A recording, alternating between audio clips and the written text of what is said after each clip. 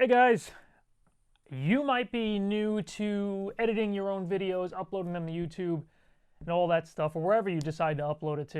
You might be a little new to it. You might not be the best at it, like me.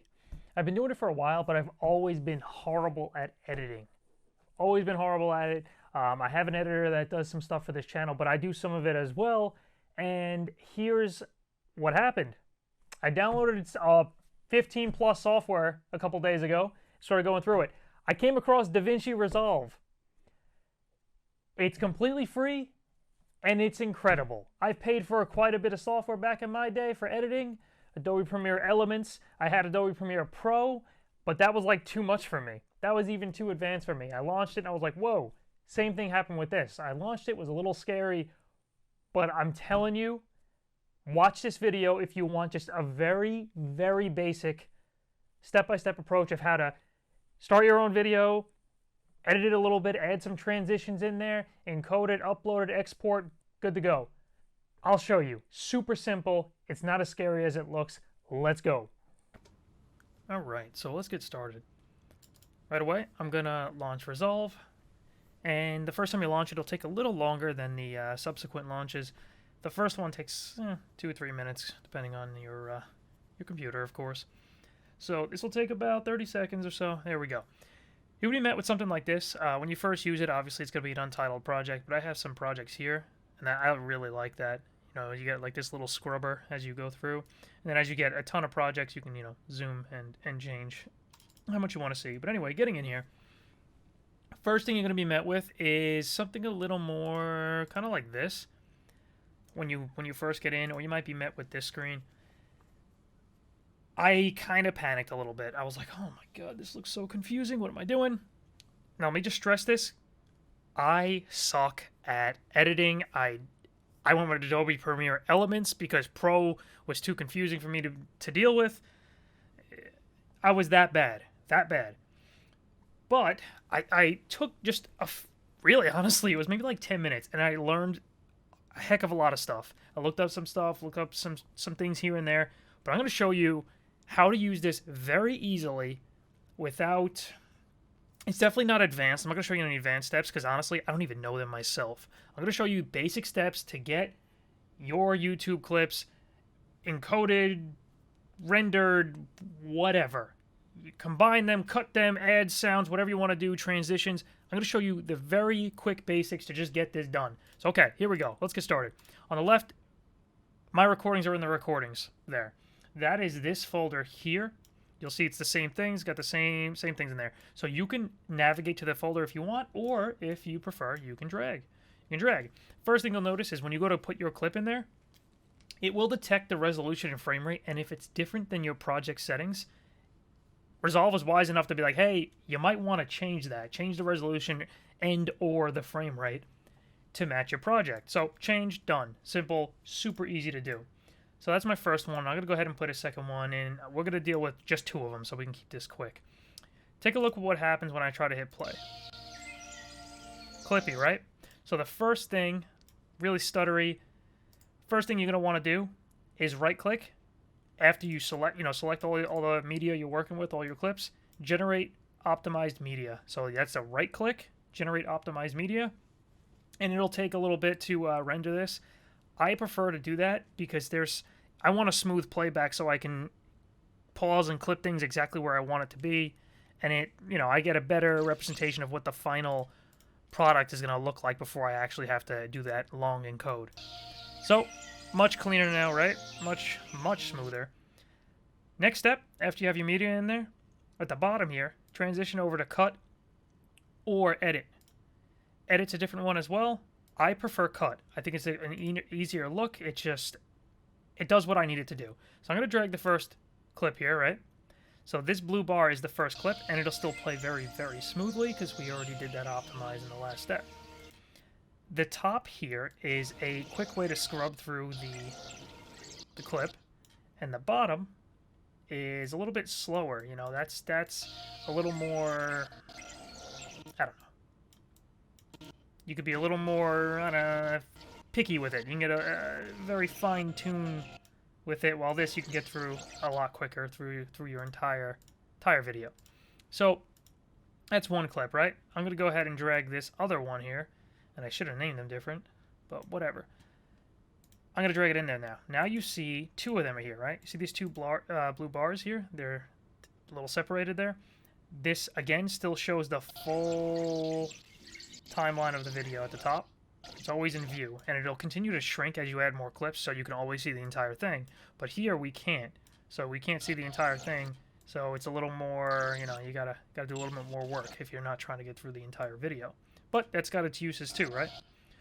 So next thing I'm going to show you. This video is a calm video, right? It's quite calming, and I don't like the snappy transition that happens right here between clips. Bam. See that? That's not a smooth transition, so we're going to look into transitions. My favorite thing is additive dissolve, sorry. Additive dissolve. Love it. I add it to favorites. You can right click, set as standard transition, and what that will do for us is while that is selected, we can hit these buttons here to apply the transition to the end of the clip. I also like it at the beginning, so I'm going to put it at the beginning as well. So take a look at this. See that opening? It came from a black screen, kind of faded in, and now it's going to fade out. But still very clippy on the next one, it kind of pops in. So we're going to go ahead and click this second clip here. We're going to add it to the beginning, add it to the end, and now you'll notice when it plays, it'll fade out, fade in. Now let's say you're still not happy with that, because honestly, this is a calm video. I'm not happy with that. I think that's a little too fast. So down here, I can grab the transition box that appeared and drag it way out. Now that's going to be too long, but I'll put it over here. Probably still a little long, but take a look at what happens now. It fades in a lot slower. Now if this was a large clip, I might actually do a longer transition to keep, because it's, you know, it's such a calm video that the slow fade in kind of, you know, it feels nice. It fits the moment. I would probably dial it down just a bit, but sets the tone, right? I think that's pretty good. So this is something that I would probably export and go with that. I think that's pretty nice. Obviously, I would change the fade out a little bit more as well, which you can certainly do if you want to make this one longer as well. So it takes a little bit longer to fade out.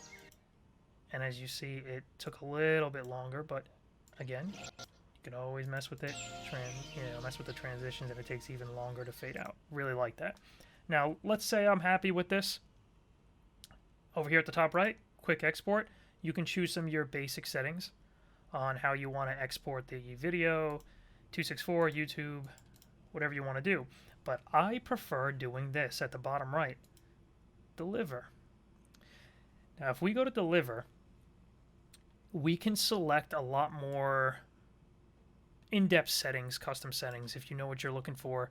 I can go to custom. I'm going to name the file name calm, I don't know, nature, right? And we want this to be, we're going with video for now. We can get to audio if we want. We can change the audio codec and all that good stuff. But we're going to go video first, and we're going to go with QuickTime. 264 QuickTime. You can change your frame rate here if you wanted, but this is set to the project's frame rate, so I don't have to change that. I want it at 60. Quality, you can adjust that. And you can add to render queue if you want, but you can also, of course, change your audio. Say I want to go 32. Add to render queue, right? Where do I want to save this? Sure, we'll save it in videos, and it's going to add right there on the right side. Now, I'll show you one more. The reason for this is because I want to show you what happens if you have more than one project in the render queue. I loved this. This was great. So MP4 we're going to go with, you know what? No, let's go with AVI. The reason why I wanted to show you AVI is because it's got uncompressed codecs. It's got everything up in here. So if you want to really adjust the bit rate, you really want to get in these settings and go crazy and adjust anything. I mean, you wouldn't use that bit rate, but you want to get in these settings and really tweak things, you certainly can do that. A warning though, your file sizes can get enormous if you're messing with the bitrate and you go a little too high. So just be wary of that. But you can create some crazy high quality stuff for free. That was the kicker. When I saw that this was completely free, there's no watermark, there's no restrictions on quality. This is it. You get everything. I was kind of blown away a little bit. And I've paid for plenty of editing software that I didn't know what I was getting myself into. You know, expensive stuff that has monthly fees, stuff that's a heck of a lot more difficult to use than this, and I was a little lost. So was super, super surprised to see this for free. But enough of that. I just added the second one to the render queue, right? So here on the right are our two jobs. They're not done yet. We just added them to the queue. Now I can hit start render here, but notice how the second job is selected. If I hit start render, it's only going to work on rendering that. I'm going to cancel that. It'll let you know, hey, job canceled. If you click and select, you'll have both jobs and you can start render. I already have the file, but that I canceled. Would you replace an existing file because the name matches? You're obviously not going to see that unless you just did what I did. But yeah, I would like to render both of them. So now I hit render on that and I can walk away, because if you've done any rendering before, you know you can have jobs that take hours. I've had some that lasted over 20 hours. I'm sure some of you guys have some stories out there about long renders, but being able to render everything without having to wake up in the middle of the night and try to, let me set my alarm for 3 hours from now so I can start the second render. I love this. Being able to set a render queue and just start everything like that. Amazing, super simple, and I could not ask for more in this software. So I hope this helped you out, guys. If you have anything to add, I could certainly still use some tips. If you find anything useful out that you really like in DaVinci Resolve, please share it. I'd always like to hear from you guys. So I hope this helped. If you have any questions, let me know. We'll try to tackle that one together, and we'll all get a little better and become experts at uploading our stuff to YouTube or wherever it's going, right? Thanks for watching. Please like, subscribe, all that good stuff if you want to see more tech and gaming related videos that we do on this channel. Also, we're giving away an RTX 3080, so head to oathboundgaming.com and win yourself a nice video card. Take care.